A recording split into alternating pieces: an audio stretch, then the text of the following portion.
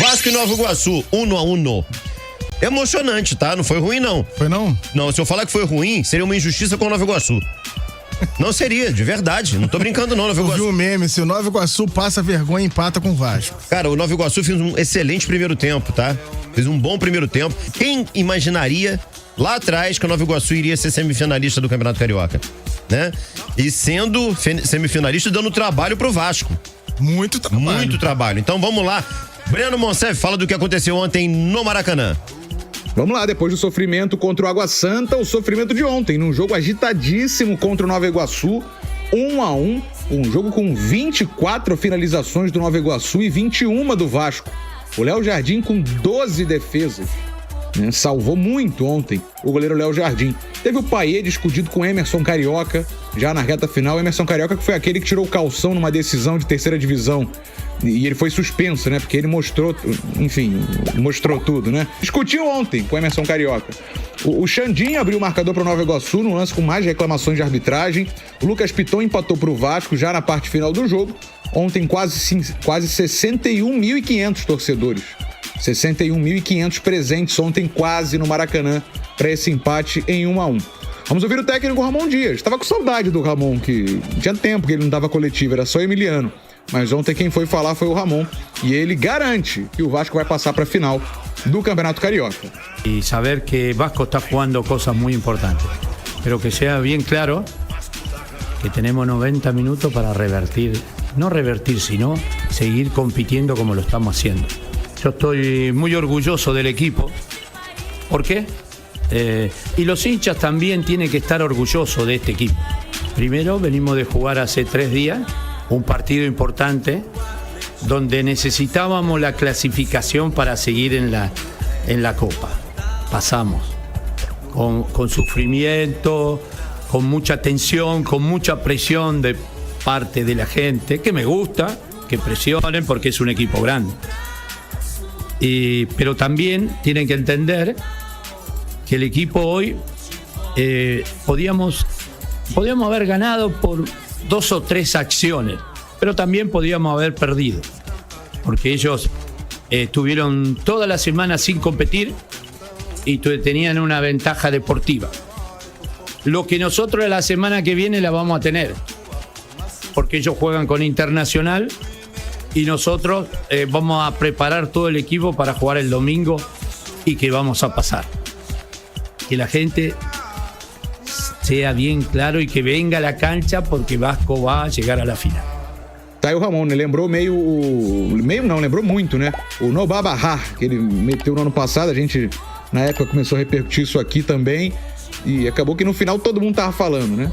Depois daquela coletiva épica do Ramon Dias.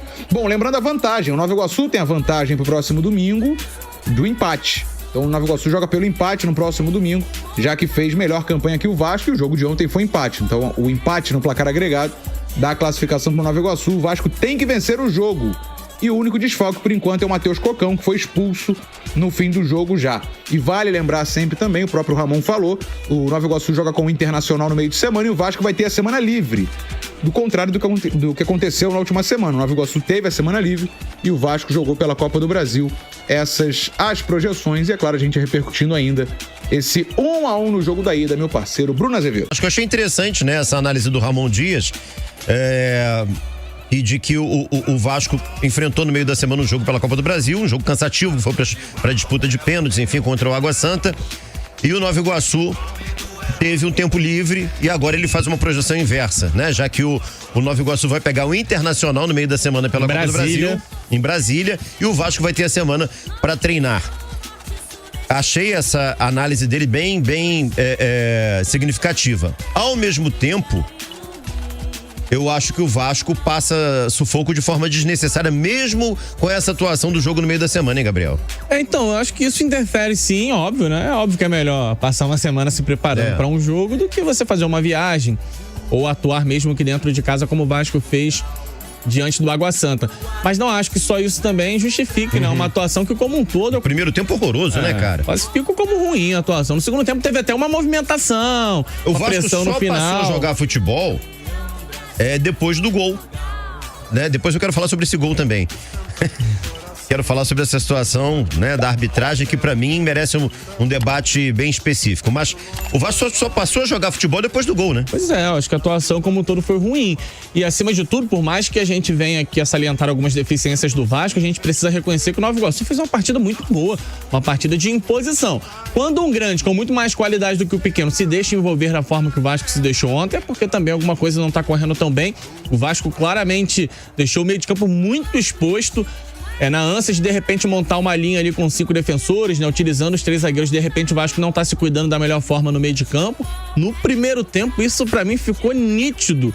O Nova Iguaçu tomava conta do meio de campo, alugava o campo do Vasco. Buraco no meio de campo do Vasco, finalizava, né, Azevedo, assim, com uma tranquilidade, chegava perto da grande área do Vasco com muita tranquilidade. Encontrava uma linha com 5 defensores, percebia que era difícil infiltrar, tentava chute de fora da área da maneira correta. Eu acho até que, de repente, o gol do Nova Iguaçu deveria ter sido até no primeiro tempo, se a gente fosse falar em justiça, né, em volume de jogo. 2 bolas na trave, cara. O Vasco teve muita dificuldade em encaixar a marcação, mesmo depois quando melhora, e eu concordo contigo, depois que sofre o gol, o Vasco resolve jogar um pouco mais. Mesmo assim, o Vasco continuou sendo uma equipe exposta. O Nova Iguaçu teve chance atrás de chance e não venceu, de repente, porque faltou qualidade de fato para definir. Mas em termos de organização... Não venceu também porque tem um cara no Vasco chamado Léo Jardim. Sim, também. E acho que em alguns pontos as finalizações também facilitaram um pouquinho o trabalho do goleiro. Tem uma do Bill na reta final do jogo que ele tá quase na pequena área, ele faz questão de chutar em cima do Léo Jardim. O goleiro tá em grande fase, pegando até pensamento. Você manda a bola em cima dele, facilita um pouco a vida do goleiro do Vasco. Mas concordo contigo, acho que ontem, muito por conta do Léo Jardim, o Vasco se manteve não igual no confronto, porque o Nova Iguaçu já tem a vantagem, né, o que obriga o Vasco a vencer o próximo jogo, mas o Léo Jardim foi o grande responsável por manter o Vasco com uma chance um pouco maior de avançar na semana que vem. Mais um jogo, né, que eu acho que dá pra considerar como um jogo ruim, analisando o todo, e que tem que ficar de lição. O Vasco precisa encontrar ferramentas pra se resguardar um pouco mais. Eu acho que o grande problema tá ali no meio de campo. E aí, eu tô vendo uma crítica em cima do Zé Gabriel, que eu concordo, eu acho que o Zé Gabriel não vem de boas partidas, mas ao mesmo tempo eu acho que ele tá sobrecarregado nesse meio de campo. À frente da zaga, ele fica muito sobrecarregado, porque Galdames, Payet, ontem tivemos Verrete, Cleiton, a galera que joga do meio pra frente não tá conseguindo fazer essa recomposição, não tá conseguindo montar ali uma primeira linha, uma primeira barreira à frente da linha defensiva com 5 jogadores, porque aquilo também, você pode jogar com 5, 6 defensores na primeira linha, se você não tiver uma marcação à frente dessa linha com um pouco mais de qualidade, o adversário vai pelo menos chegar em condição de chutar a média distância. O Medel não tá muito lento, não, hein, Gabriel? Acho que o Medel, de repente, não tá apresentando boas atuações, e isso faz diferença. No meio de semana eu falei aqui, não me agradou a atuação dele contra o Água Santa, achei ele um ponto frágil na zaga do Vasco. Eu acho que ontem, mais uma vez, perdendo divididas em embates. O Medel geralmente é o cara que antecipa bem, é o cara que ganha na qualidade, enfim. Algumas situações aí pro Ramon Dias corrigir, confio muito no técnico do Vasco, acho que ele percebeu bem que o Vasco não funcionou nesses últimos 2 jogos, e pra evitar uma eliminação no Campeonato Carioca, ele provavelmente vai pensar em alguma substituição. E aí, só pra fechar, pra gente ilustrar o quanto o Ramon Dias não tem medo de mexer e não tem medo de ser um pouco mais ousado, ontem ele lançou um jogador que tinha acabado de chegar como titular. Ele não pensou 2 vezes em utilizar o Cleiton, porque provavelmente ele não estava se agradando dos desempenhos de Adson e David. Então a gente aguarda aí pra ver o que o Vasco vai conseguir fazer em uma semana, né, pra superar o Nova Iguaçu, porque ficou comprovado que o Nova Iguaçu segue muito bem, muito ajustado e podendo utilizar essa vantagem de maneira crucial no confronto da volta. Vamos lá, cara, tem um debate que a gente não pode fugir dele, e tem até uma pergunta aqui. O que vocês acharam do gol do Nova Iguaçu? O gol do Nova Iguaçu teve as linhas de impedimento traçadas corretamente? Gente, eu vou dar minha opinião aqui, queria que o Gabriel falasse sobre isso também. Primeiro ponto, houve ali, na minha opinião, um erro de se sobrepor decisão de campo.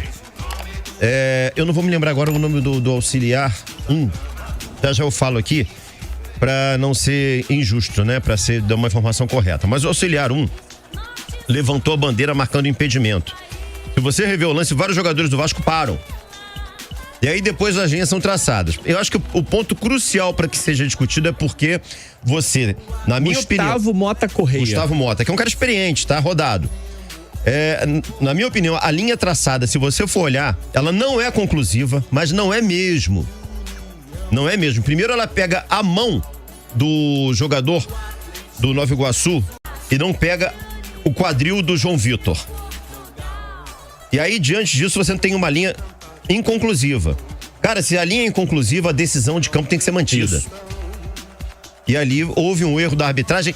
Tanto é que na parada técnica, o técnico de arbitragem chamou o trio e você via que tinha uma discussão acalorada. A partir desse momento, cara, que você tem uma linha inconclusiva, a decisão de campo tem que ser mantida. Não sei se você concorda comigo, Não, Gabriel. concordo total. Você vai lembrar do Vasco e Fluminense. Tem um gol do David, que é anulado, que tinha aquela dúvida se o cara saiu atrás da linha do meio de campo ou não. Gerou muita polêmica, a torcida do Vasco reclamou bastante. E naquela ocasião eu falei aqui o seguinte, olha, gente, vocês podem até discordar da linha traçada ou não, mas se o lance é inconclusivo, tem que se respeitar a decisão do campo. E naquela ocasião, o impedimento havia sido apontado no campo pelo Bandeira. E ontem, se o impedimento foi assinalado e a imagem é inconclusiva, deveria então se manter o impedimento. O que eu acredito que possa ter acontecido, a arbitragem, né, o VAR entendeu que a imagem era conclusiva. Só que aí a imagem que eles divulgam pra gente é uma imagem que dá a impressão de que foi traçada a linha de maneira errada mesmo. Como a gente não acompanha o processo de maneira tão minuciosa, nos jogos da CBF tem a divulgação depois dos áudios, você consegue acompanhar um pouco mais do que foi traçado ali no trabalho do VAR, a gente acaba tirando uma dúvida ou outra, e eu acho que a própria CBF fica mais embasada para tomar uma decisão em relação à arbitragem. A gente precisaria entender como foi aquele procedimento no momento das linhas sendo traçadas, porque a imagem que mostra realmente deixa muita dúvida. E se deixa dúvida, respeita se a decisão de campo não foi o que aconteceu.